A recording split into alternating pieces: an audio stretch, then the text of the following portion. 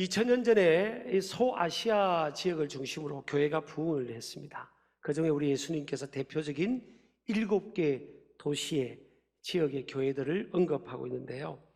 칭찬만 받은 교회가 있고 또 주님의 칭찬과 책망을 겸해서 받은 교회도 있고 또 책망만 받은 교회도 있어요. 근데 7이라는 숫자가 완전 숫자이기 때문에 이 7이라는 숫자 안에 우리 모든 성도들의 신앙의 모습이 다 포함되고 교회의 모습이 다 포함된다고 볼 수 있습니다. 또 그리고 각자의 교회의 그 교훈을 통해서 하나님께서 우리 각자에게 주시는 그런 교훈이 있다. 하나님의 메시지가 있다고 볼 수 있습니다. 그러면 왜 에베소 교회를 가장 먼저 나왔을까? 그 당시에 소아시아 7개 교회 중에서요, 에베소 지역이 가장 큰 도시고 또 소아시아의 수도는 버가모라고 상징적으로 되어 있지만 정치, 경제, 문화, 상업 이런 데 있어서 종교까지도요 가장 중심되는 실질적인 수도 역할을 했던 곳이 에베소입니다. 이 에베소는 브리스길라와 아굴라 장막을 깁는 사람이 있죠. 텐트 메이커였는데 사도 바울이 선교 현장에서 장막을 깁는 일을 하면서 선교를 했는데 그때 만난 평신도 부부입니다. 사도 바울을 만나고 예수님을 영접하고 은혜를 받고 양육을 받은 후에 이제 에베소로 가서 복음을 전해서 이 부부를 통해서 가장 먼저 복음이 전해됐고 또 아볼로 또 사역자를 통해서 복음이 전거됐는데 많은 열매가 그 당시에 나타나지는 않았어요. 근데 사도 바울이 에베소를 방문을 합니다. 사도행전 19장에 나오죠. 그때 한 12명의 신자가 있었어요. 그래서 사도 바울이 그들에게 묻죠. 12명의 개척교회 같은 교회죠. 너희가 믿을 때에 성령을 받았느냐? 그때 그들의 반응이 우리 성령님이 누군지도 모르고 있는지도 모릅니다. 그랬을 때 예수님께서 예수 그리스도의 십자가 복음을 증거하고 또 그들에게 안수했을 때 하나님의 영이 성령님이 그들에게 임하게 됐죠. 그래서 이게 좀 육적인 신자들이 영적인 신자로 바뀌면서 나중에 이 에베소 교회가 세계에서 가장 규모가 큰 또 교회 중에 한 교회로 성장하게 되는 그런 역할을 하게 되고요. 사도 바울은 그곳에서 2년 동안 목회를 합니다. 이 사도 바울은 목회자이면서도 전 세계를 돌아보는 사도였기 때문에 한 곳에 2년을 머물렀다고 해서 굉장히 오래 머물렀죠. 그래서 그곳에서 많은 이제 회심의 영혼 구원의 열매들이 나타났던 그런 지역이 에베소입니다. 그래서 사도 바울의 뒤를 이어서 바울의 영적 아들이자 제자였던 디모데가 또 목회하고 또 그곳에서 순교당하는 그런 교회이기도 하죠. 그래서 예루살렘 교회에서 시작된 이 복음의 부흥 운동이 이제 안디옥 교회로 넘어갔고요. 안디옥 교회에서 이제 에베소 교회 쪽으로 넘어갈 정도로 에베소 교회가 교회사적으로도 굉장히 중요한 교회입니다. 자, 그래서 이 에베소 교회가요 받은 칭찬이 이게 이렇게 간추리면 한 4가지가 됩니다. 첫 번째는 2절 3절에 나오는데요, 수고했답니다. 수고. 주님이 알아주는 이 칭찬이 내가 내 행위와 수고와 내 인내를 알고 또 악한 자들을 용납하지 아니한 것과 자칭 사도라 하되 아닌 자들을 시험하여 그의 거짓된 것을 내가 드러낸 것과 또 내가 참고 내 이름을 위하여 견디고 게으르지 아니한 것을 아노라. 주님이 알아주는 이 칭찬받을 만한 좋은 점이 있다는 거예요. 여러분, 사람이 몰라줘도요 주님이 다 아세요. 우리가 어떤 데 시험 들 때 있잖아요. 교회 생활이든 가정 생활이든 사회 생활하다 보면 왜 시험 들죠? 왜 마음이 상하죠? 내가 나를 못 알아주는 겁니다. 어떤 경우는요, 내가 다 했는데 직장 사회생활 하다 보면 지가 한 것처럼 그걸 딱 낚아채는 사람도 있습니다. 지가 다 한 것처럼 그런 사람이 있어요. 그런 사람, 그죠? 그럼요, 너무 시험 들지 마세요. 주님이 다 안다잖아요. 사람이 다 알고 다 영광 받으면 천국 가면 상급이 적을지도 몰라요. 근데 주님이 다 아신다잖아요. 믿으시기 바랍니다.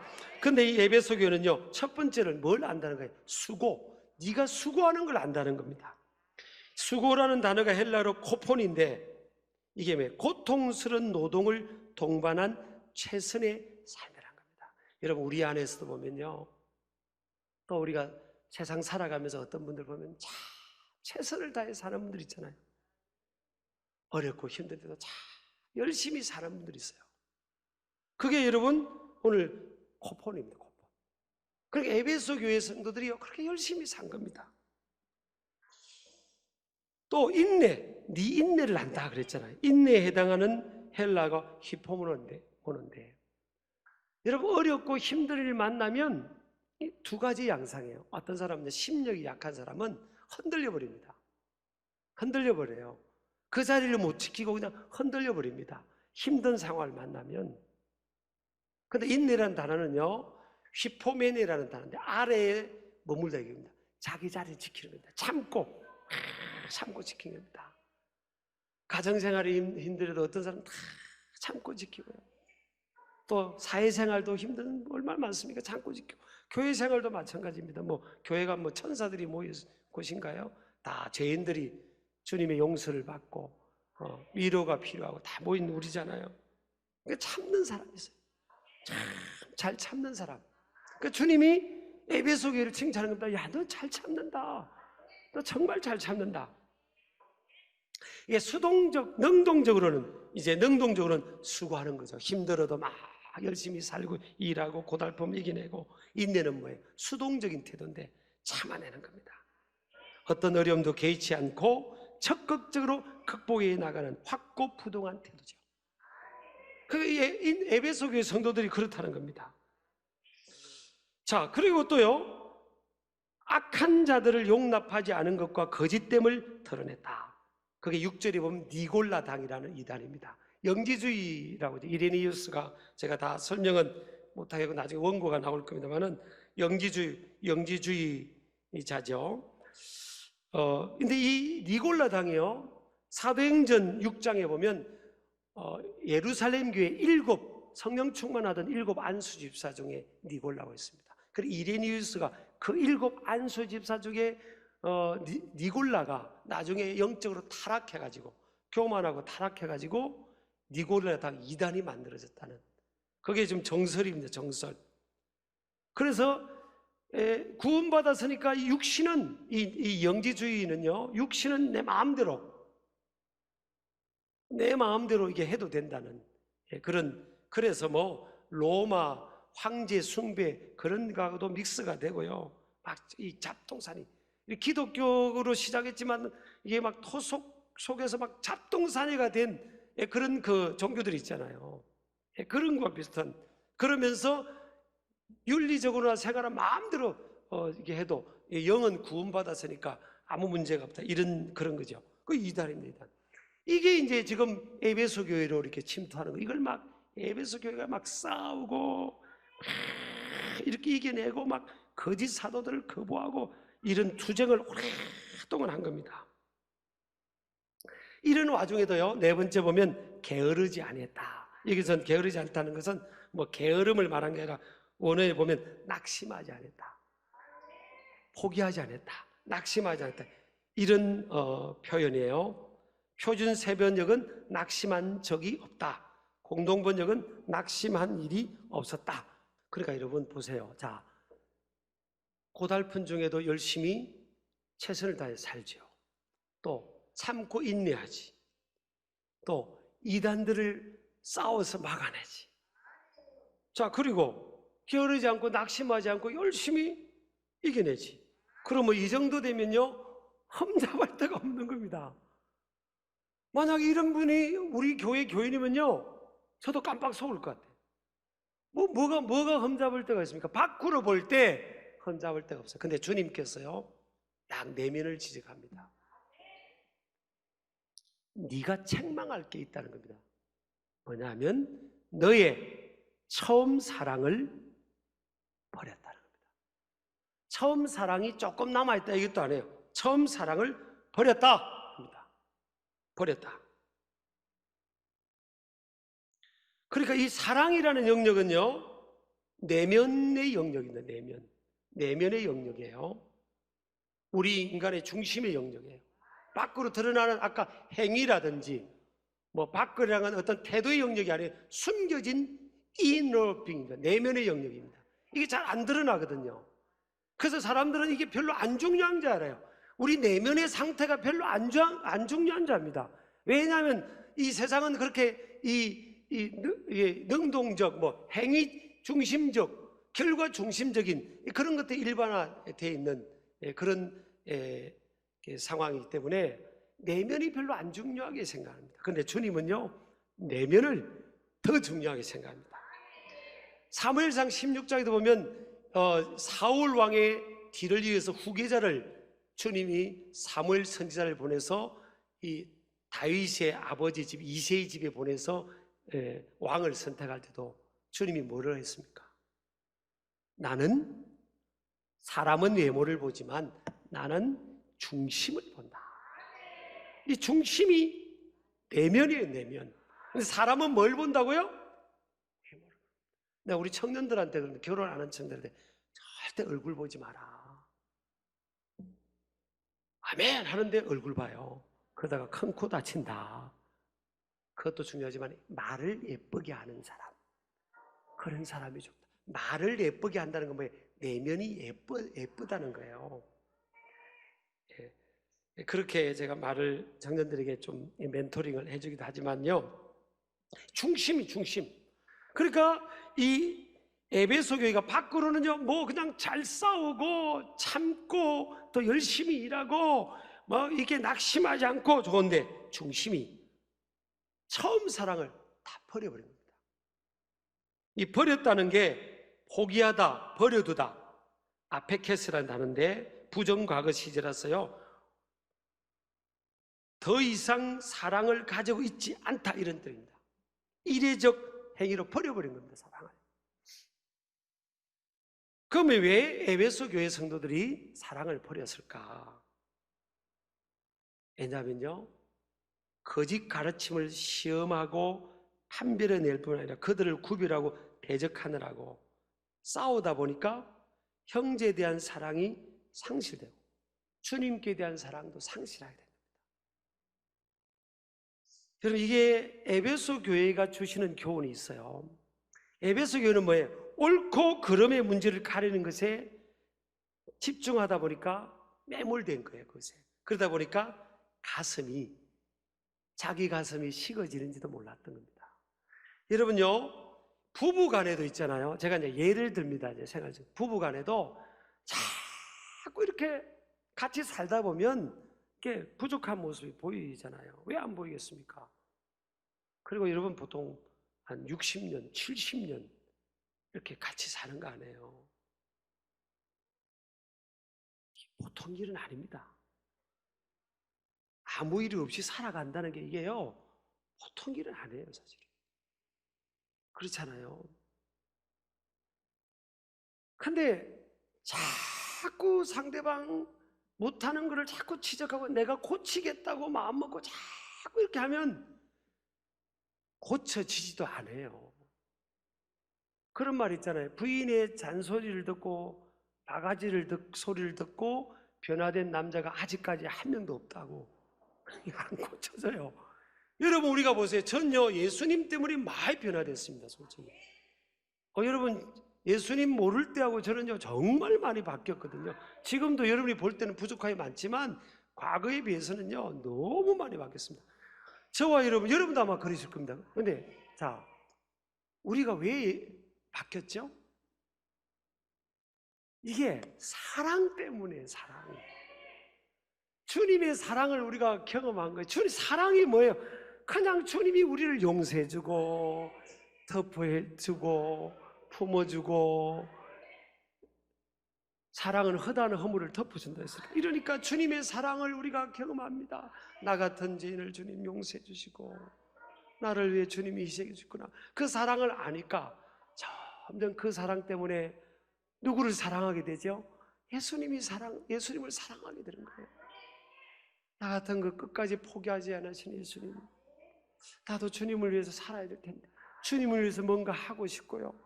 그래서요, 저도 이제 교회를 제가 하는 건 아니지만, 제가 보면 제가요, 30대 초반, 20대 후반, 막 심장이 막, 그때는 돌을 먹어도 소화가 됐습니다. 그래서 저는 소화제 먹는 사람이 이해가 안 됐어요, 사실은. 제가 결혼할 때 우리 아내가 소화제를 먹고, 우리 아내가 요즘은 소화제 안 먹고, 저는 가끔 먹고 그럽니다. 나는 나이가 40일 때까지는 소화제를 안 먹었어요. 아니, 소화제 먹는 사람이 이해가 어떻게 소화제를 먹지? 뭐든지 먹어도 막 소화가 되고, 그 열정으로 막 이제 열매도 많았지만, 어떤 아이들 때리잡았습니다. 그냥 제가 회초리, 몽둥이 때렸다는 게 아니라 아이들 하여튼 방황하는 애들요, 그냥 이게 용납이 안 됐어요, 용납이. 그냥 하여튼 근데요, 애들이 떠나더라고요. 많이 떠났습니다. 많이도 오고 많이도 떠났어요. 그래가지고 어느 날, 야, 내가 문제구나. 물론 많이 제가 열매도 많이 맺었지만, 그래서 그때부터, 그래, 변화시키는 거는 하나님의 영이 하시는 거지. 나는 그래, 그냥 품어주자. 그래서 그때 제가 나 목회 철학 중에 하나가 그런가 보다. 사람은요, 가까이 하면 사실 상처받습니다. 사람은 가까이 할수록 상처받아요. 그래서 내가 가끔 제가요, 지금까지 살아오면서 어떤 분들이 너무 누군가하고 너무 친한 분 있잖아요. 맨날 같이 다니는 분. 좀 걱정이 됩니다. 왜냐하면 그냥 사람은요, 일정한 거리를 두고 그냥 모습 그대로 이렇게 봐주고, 그래, 참 부족함이 있지만 그래도 내가 품어야지 하면서 이제 하나님께 기도하면서 그렇게 가야지, 너무 가깝다 보면요, 찔립니다. 사람. 그래서 그냥 적당하게 모습 그대로 그냥 봐주는 거예요. 부족한 점이 있으면 주님 은혜 내려주세요. 이렇게 해야 가야 되는 겁니다.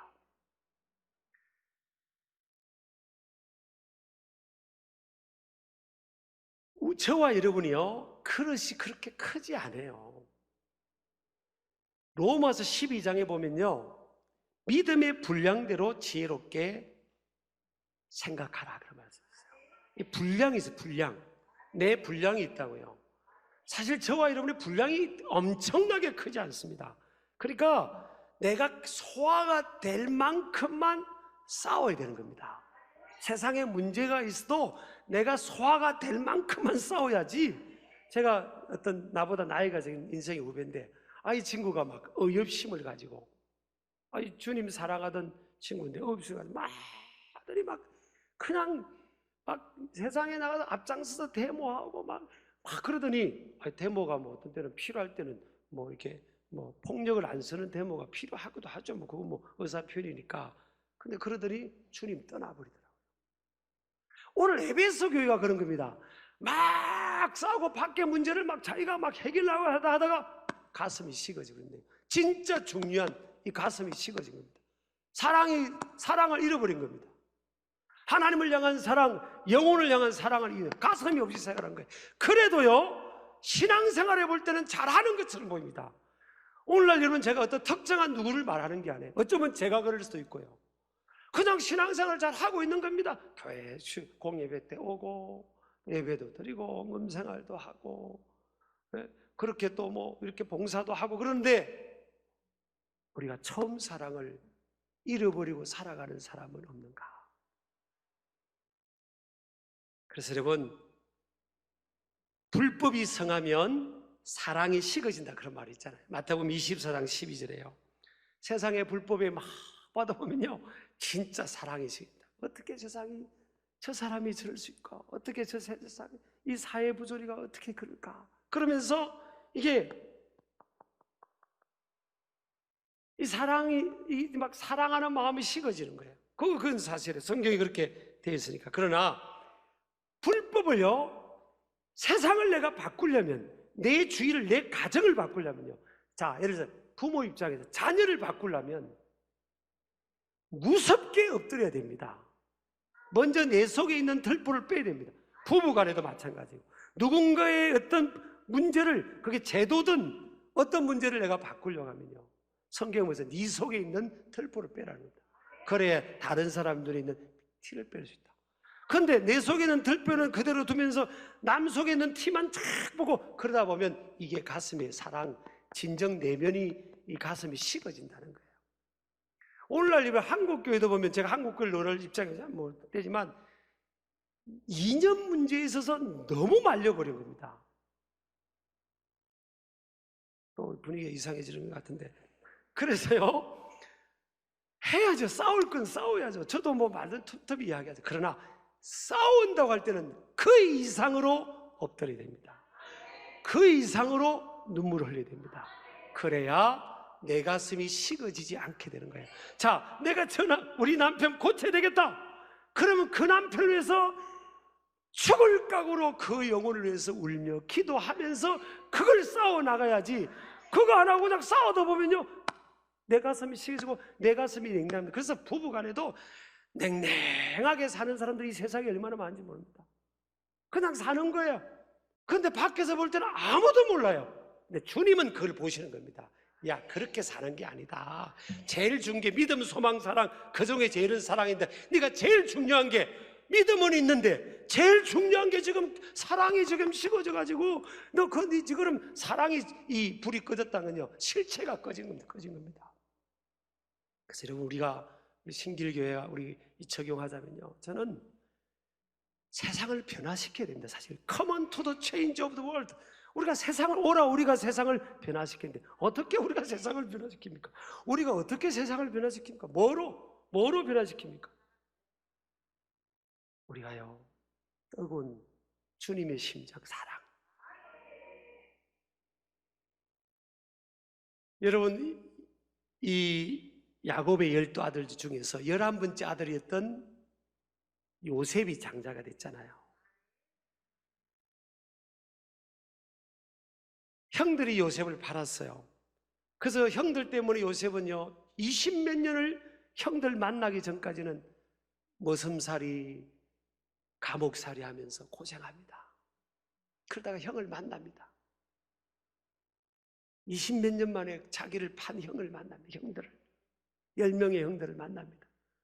근데 요셉이 창세기 45장에 보니까 용서합니다. 형님들이 나를 노예로 팔았다고 생각하지 마세요.